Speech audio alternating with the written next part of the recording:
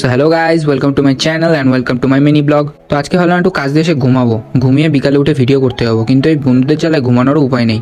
বাড়ি এসে চান করলাম, খেলাম, সোমনাথ ফোন করে বলছে ভাই আমার সাথে একটু কাছড়াপাড়া চল। তো ওরা যেমন আমায় কোনো সময় না বলে না, আমিও পারি না ওদের না বলতে।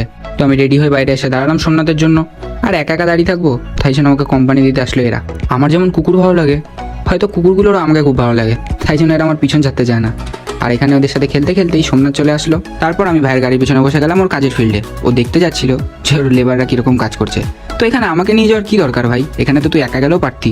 যেতে যেতে মুখোমুখি হলাম পশ্চিমবঙ্গের রাস্তার সাথে। ভাই রাস্তা না পুকুর বোঝা খুব কঠিন ভাই। আমরাও কিছুক্ষণের জন্য ভাবলাম যে আমরা গাড়িটার উপর দিয়ে চালিয়ে নিয়ে যাবো না একটা নৌকা ভাড়া করবো আমাদের আর গাড়িটাকে নিয়ে যাওয়ার জন্য। যাই হোক, পুকুর কম রাস্তা পার করে চলে এসেছি আমরা কাজের ফিল্ডে ভাইয়ের। তো এই যে ভাই যাচ্ছে মালিক তাদের কর্মচারীদের দেখতে, আর এই যে আমি কোনো কাজ নেই। ওর কাজের সাইডে ইন্সপেকশন করে আমরা চলে আসছি বাড়ির দিকে।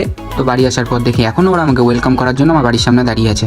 যাই হোক, আমাকে ছেড়ে গেল। এবার ভাবলাম একটু ঘুমাবো, ঘুমিয়ে বিকালে যাবো ভিডিও করতে।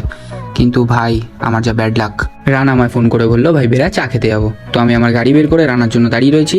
আর কিছুক্ষণ পরে দেখি রানা আমার বাড়ির সামনে হাজির। তারপর আমি রানা দাদা গেলাম চা খেতে। আর আমাদের এতটাই ব্যাড লাক, বিশেষ করে আমার এতটাই ব্যাড লাক, গিয়ে দেখি চায়ের দোকানটা বন্ধ।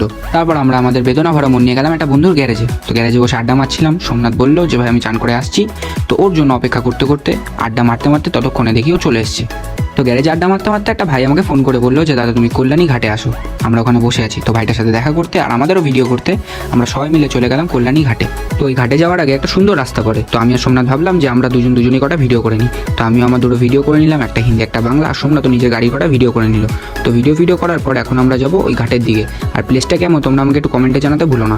আর আজকের ভিডিওটা যদি তোমাদের দেখতে হয় তাহলে আমার ইনস্টাগ্রাম চ্যানেলটাকে ভিজিট করে এসো। তো ভিডিও শেষ হলো, ভিডিও শেষ হওয়ার পর আমরা যাই ঘাটের দিকে। আর এই ঘাটটায় তোমাদের মধ্যে কে কে এসছো তোমরা আমাকে একটু কমেন্টে জানিও। আর এই যে ভাই, এই ভাইকে হয়তো তোমরা চেনো, এই ভাই আমার মতোই ভিডিও করে। তো এই ভাইয়ের সাথে দেখা করে কথা বলে ছবি তুলে আমরা এবার ফাইনালি যাব চা খেতে। গাইস চা খেতে ভাই লিটারেলি আমার কপালটা এত খারাপ, ওখান থেকে বেরোনোর পরে আবার বৃষ্টি নামলো। আমি তো ভাবলাম এবার আমার চাই খাওয়া হবে না বিকালটা বেলা। তারপর আমি ভাবলাম যে না, চা খেতেই হবে। তো বৃষ্টিতে ভিজে এখন আমরা যাবো চা খেতে। তো গাইস তোমরা দেখতে পাচ্ছ পুরো ভিজে গেছি, তাও আমরা যাবো চা খেতে। বৃষ্টি হচ্ছে হোক, আমরা চা খেতে যাওয়া লোক। তো ফাইনালি গাইস অনেক ঝড়ঝাপটা পেরিয়ে অনেক কষ্ট করে আমরা চায়ের দোকানে চলে এসেছি। তো এবার আমরা একটু শান্তি মতন চা খাবো। শেডের বাইরে বৃষ্টি আর শেডের ভিতর চা, এর থেকে ভালো অনুভূতি আর কোথাও নেই ভাই। যখন ভাই এত ঝড়ঝাপটা পেরিয়ে চাটা খাচ্ছিলাম না, চাটা অমৃত মনে হচ্ছিল। যাই হোক, সে অমৃত কম চাটা খেয়ে আমরা চলে আসছি বাড়ির দিকে। শেষে গিয়ে সবটাই হলো, চাও খাওয়া হলো, ঘোরাও হলো, আর আমার ভিডিওটাও করা হলো।